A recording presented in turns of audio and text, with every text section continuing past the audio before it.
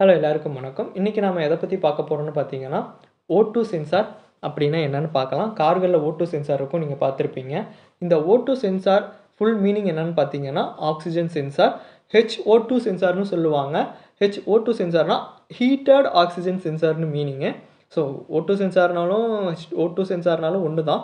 So இந்த O2 sensor என்ன பண்ணுதுன்னு பார்க்கலாம். இது ஒரு எலக்ட்ரானிக் டிவைஸ்.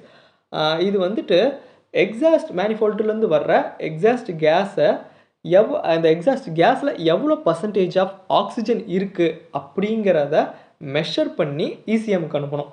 இந்த வேலையை தான் இந்த O2 சென்சார் பண்ணுது.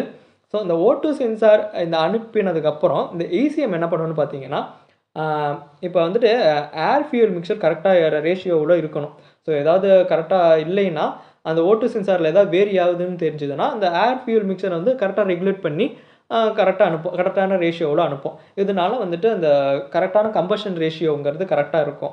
ஸோ இந்த ஃபியூல் மிக்சர் கரெக்டாக இருந்ததுனா தான் கம்பஷன் ரேஷியோ கரெக்டாக இருக்கும். ஸோ இந்த வேலையை தான் இந்த O2 சென்சார் பண்ணுது. அதாவது எக்ஸாஸ்ட் கேஸில் இருக்கிற ஆக்சிஜன் லெவல் கரெக்டாக அதாவது எவ்வளோ இருக்குங்கிற பர்சன்டேஜை கேதர் பண்ணி அதை அந்த பர்சன்டேஜ் ஆஃப் இன்ஃபர்மேஷனை டேட்டாவை இசிஎம்க்கு அனுப்புது.